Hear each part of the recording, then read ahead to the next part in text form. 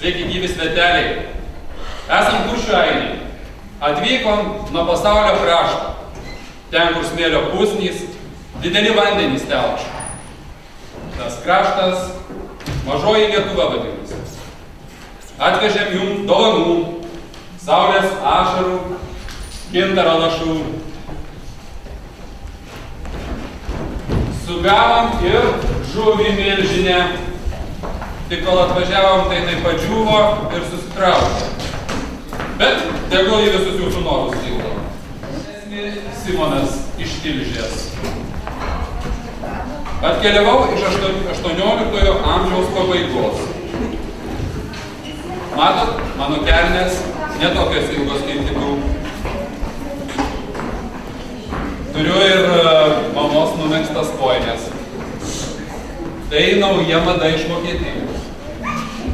Dabar aš madingiausias ir gražiausias vyrukas Tilžėje.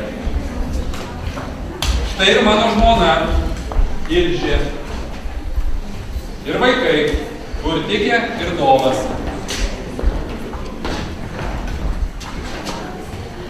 Urtikė ašaras dalina. Visos lietuvininkės dėvi delmonus.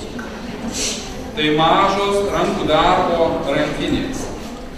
Kišenės, galima sakyti, smulkiems daiktams laikyti. Mūsų laikais, tai vis 18-19 amžiaus pradžia, moterys dėvėjo plačias juostas, austines, baltai raudonas prijuostės, austus, languotus arba dryžuotus sijonus. Ištekėjusios moterys dėvėdavo baltas skareles arba baltas kepurėlės. Kaip nekeista, lietuvininkės dėvėjo ne gintarinius karolius, o stiklinius, spalvotus. Mergaičių šukuosenos labai įmantrios. Dažniausiai jos plaukus viena kitai pindavo sekmadieniais ir išlaikydavo visą savaitę supindus. Pasirodo, kad trumpas kelnes dėvėdavo ne visi. Tik arčiau miestų gyvenantys žmonės, vyrai.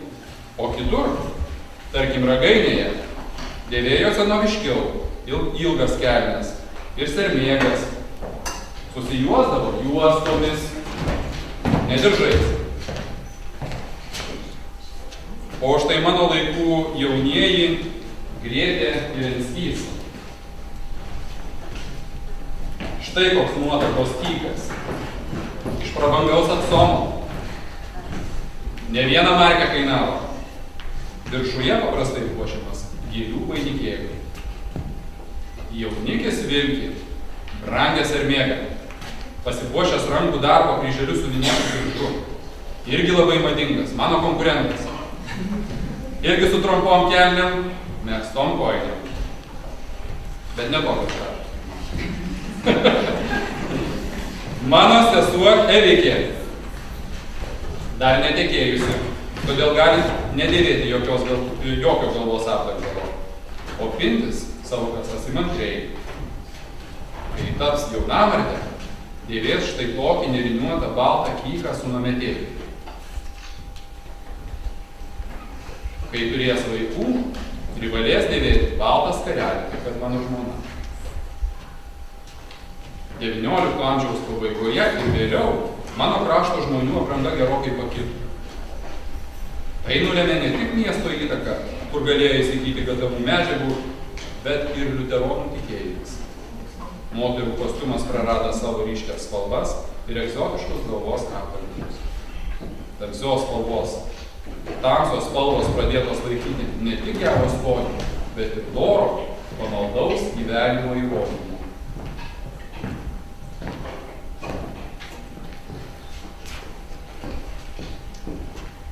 Štai ir 20-ojo amžiaus pradžios šeima.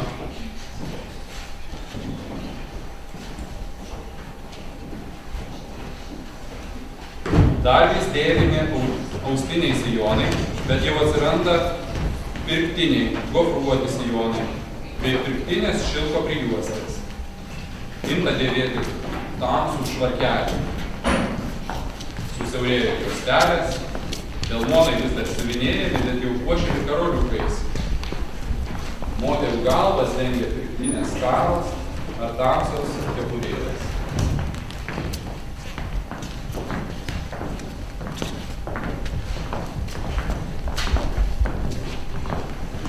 O visai netolies, ant Marių krašto, Palangos miestelį, gyveno jau ne lietuvininkai, o Pamario žemaičiai.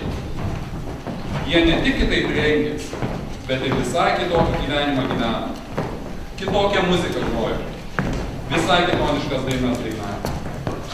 Moterys mėgo raudoną spalvą ir didelės skaras. Jos ilgai dar audė savo rankų darbą sijonus, juostes, liemenes. Dėvėjo stambių gintarų karolius. Vyrai skrybėles puošė povo plunksnomis.